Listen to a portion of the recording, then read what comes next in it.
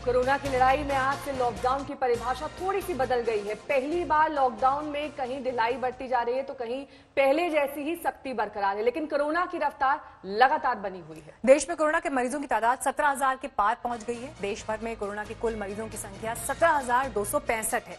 इनमें active cases की तादाद 14,175 है।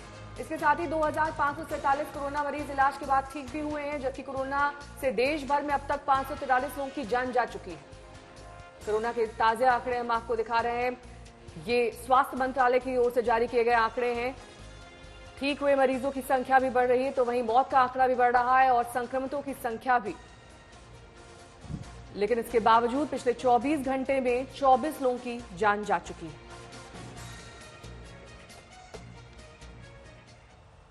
तो दिल्ली में कोरोना के बढ़ते मामलों के चलते लॉकडाउन में कोई छूट नहीं दी जाएगी, ये अरविंद केजरीवाल ने साफ कर दिया है। आज से ही दिल्ली में रैपिड टेस्टिंग की शुरुआत हो रही है। दिल्ली के स्वास्थ्य मंत्री सत्येंद्र जैन के मुताबिक हॉटस्पॉट से रैपिड टेस्टिंग भी शुरू होगी, लेकिन इस बीच आपको हम लॉकडाउन पर गृह मंत्रालय के आदेश भी दिखा रहे हैं। लॉकडाउन में गाइडलाइंस का उल्लंघन नहीं होना चाहिए। केंद्रीय मंत्रियों की टीम स्वास्थ्य कर्मियों की सुरक्षा सुनिश्चित करेगी और इस बात को लेकर राज्यों को चिट्ठी भी लिखी है गृह मंत्रालय ने। सैलून और दुकान खोलने का फैसला भी गाइडलाइन का उल्लंघन है। दरअसल केरला में जिस तरह से रेस्टोरेंट, बसेज और कुछ और रियायतें लॉकडाउन में छूट के तौर पर दी गई हैं, तो उसके बाद गृह मंत्रालय ने ये कहा है कि इस तरह की छूट नियमों का उल्लंघन है और ऐसे में लॉकडाउन को लेकर कोरोना के खिलाफ जंग सिर्फ कमजोर ही होगी। बार्बर शॉप और अन्य दुकानें खोलने के फैसले पर भी गृह मंत्रालय ने सवाल खड़े किए हैं और ये बताया है कि ये गाइडलाइंस का उल्लंघन है, इससे बचना चाहिए। हालांकि 20 तारीख यानी आज का दिन, जो प्रधानमंत्री ने भी कहा था कि स्थिति की समीक्षा की जाएगी, हालात बेहतर होंगे तो उसके हिसाब से छूट दी जाएगी, लेकिन कल ही दिल्ली सरकार ने इस बात का ऐलान कर दिया कि दिल्ली में छूट नहीं दी जाएगी। यूपी के भी 19 जिले ऐसे हैं जहां पर संपूर्ण लॉकडाउन रहेगा, लेकिन बाकी जगहों के डीएम फैसला लेंगे। अब ऐसे में गृह मंत्रालय की तरफ से ये अहम निर्देश भी सामने आए हैं, जिसमें हेल्थ वर्कर्स की सुरक्षा को सुनिश्चित किया जाए। इसके लिए केंद्रीय टीम का गठन होगा और लॉकडाउन की किसी भी गाइडलाइन का उल्लंघन ना हो, इसे लेकर फैसला। और इस बीच आपको बड़ी खबर बता दें, पालघर मॉब लिंचिंग के बारे में इस वक्त अपडेट आ रहा है। आपको बता दें कि सीएम योगी आदित्यनाथ की उद्धव ठाकरे से बातचीत हुई है इस पूरे मामले को लेकर। जिस तरह से पालघर में 3 लोगों की बेरहमी से हत्या कर दी गई और उसके बाद जो वीडियो जारी हुआ उसमें कहा गया कि पुलिस भी नाकाम रही उन्हें बचाने में। उद्धव ठाकरे से बातचीत की है योगी आदित्यनाथ ने इस पूरे मामले को लेकर। हालांकि पहले ही उद्धव ठाकरे साफ कर चुके हैं कि मामले पर उचित कार्रवाई की जा चुकी है।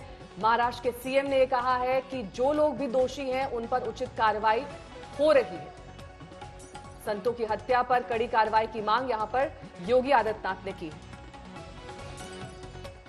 दिल्ली में कोरोना के बढ़ते मामलों के बीच लॉकडाउन में कोई छूट नहीं दी जाएगी। आज से ही दिल्ली में रैपिड टेस्टिंग का दौर भी शुरू हो चुका है। वहीं दिल्ली के स्वास्थ्य मंत्री सत्येंद्र जैन के मुताबिक हॉटस्पॉट से रैपिड टेस्टिंग शुरू होगी। सुनिए क्या कुछ कहा उन्होंने। 2003 पॉजिटिव केसेज हैं, जिसमें से 110 केसेज कल पॉजिटिव आए हैं और जो कल 110 आए हैं उसमें टोटल जो टेस्ट किए गए थे 2054 टेस्टों की रिपोर्ट आई है, उसमें से वो पॉजिटिव आए हैं। और जितने, मैं आपको एक और चीज़ बता दूं, जितने पेशेंट हैं 50 साल से कम उम्र के, उसमें 1283 लोग हैं। 50 से 60 के बीच में 320 हैं और 60 साल से ऊपर 386 लोग हैं। साथ ही साथ जो डेथ हुई हैं टोटल अभी तक 45 हुई हैं। 45 में से 10 डेथ 50 साल से कम उम्र के लोग हैं, 10 50 से 60 के बीच में और 25 60 साल से ऊपर है। तो यानी 56% जो है 60 साल से ऊपर के लोगों का आता है।